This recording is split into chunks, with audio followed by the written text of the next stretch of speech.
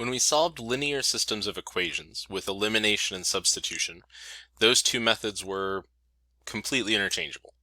In some cases, there's an advantage to using one approach over the other.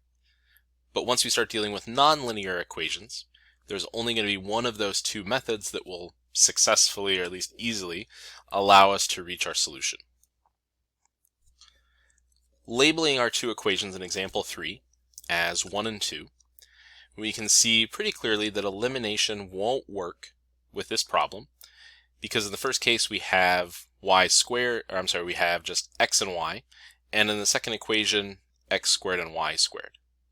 So we won't be able to multiply or update these by multiplying through by a constant in order to get terms to cancel. What we'll employ instead will be the substitution method. So we'll start with equation 2, which is 14x squared plus, what we'll do is substitute in the expression from equation 1, which is already solved for y. So that will be plus the quantity x plus 9 squared is equal to 81.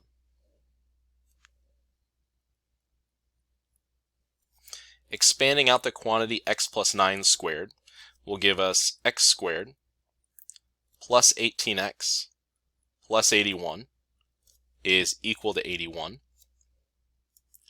81 on each side will cancel, leaving us with 15x squared once we combine those two like terms.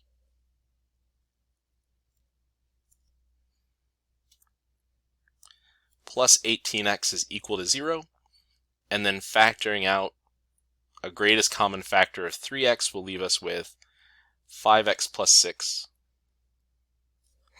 is equal to 0. This factored form leads us to two solutions for x, either x equals 0 or negative 6/5. Now what we need to do is find the corresponding y values. We'll go back to equation 1 and substitute in the solutions that we found.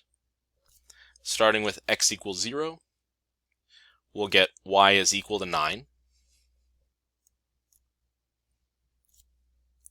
When we substitute in negative 6/5,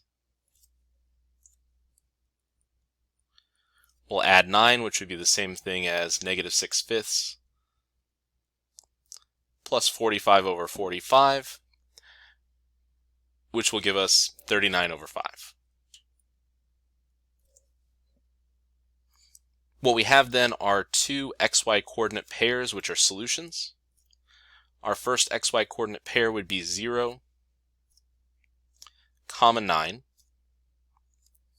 because we plugged in x equals 0 and got an output of y equals 9.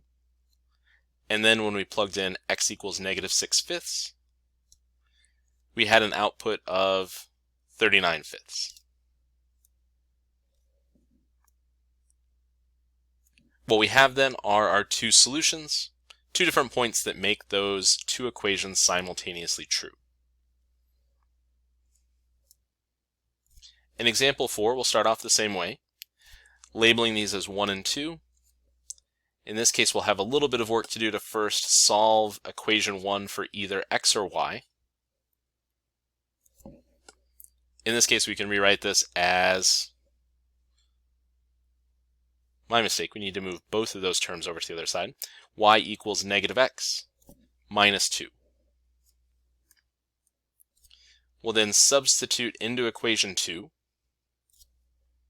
which will give us x squared plus the quantity negative x minus 2 squared plus 3 times the quantity negative x minus 2 minus 4x is equal to negative 2. Expanding out on the left-hand side, we'll get negative x times negative x is x squared plus 4x plus 4. Distributing the 3 through will give us negative 3x minus 6x minus 4x is equal to negative 2. Moving the 2 over to the left-hand side and then combining like terms, will give us 2x squared minus 3x is equal to 0, or x times the quantity 2x minus 3 is equal to 0, leading us to, again, two different values for x, 0 and 3/2.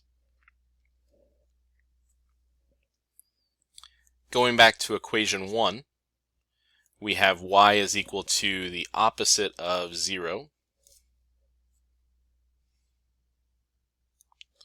minus 2, which gives us -2,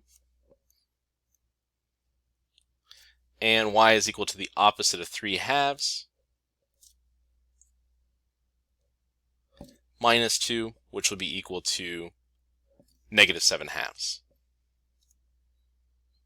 Again, we arrive at two different solutions, two different xy coordinate pairs.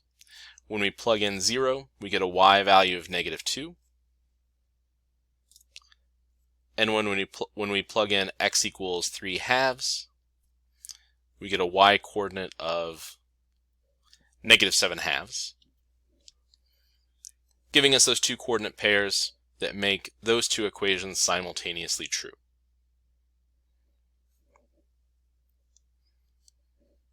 Example 5 will also follow that similar pattern. We can take equation 2 and solve for either x or y. Solving for y will give us 10 minus 2x, which will then substitute into our first equation.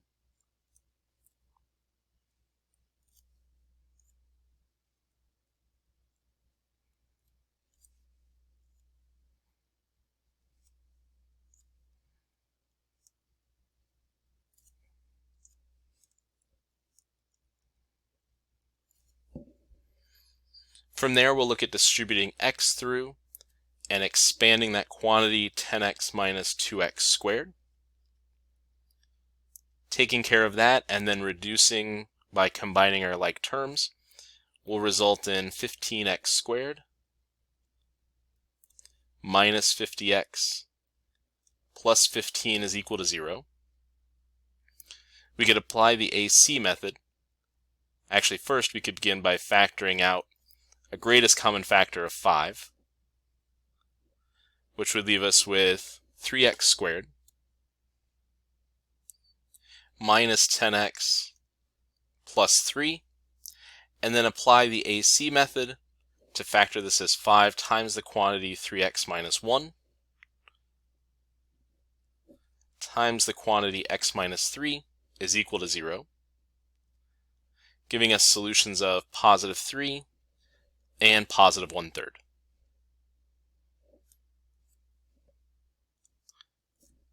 Going back to equation 2, we could substitute in the two values that we found for x. Substituting in x equals 3 would give us a y value of 4.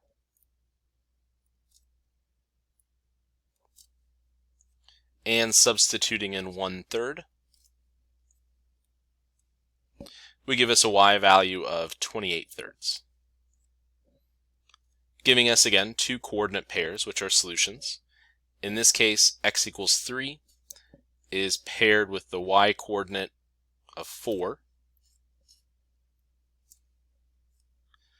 and x equals 1/3 is paired with the y coordinate of 28/3.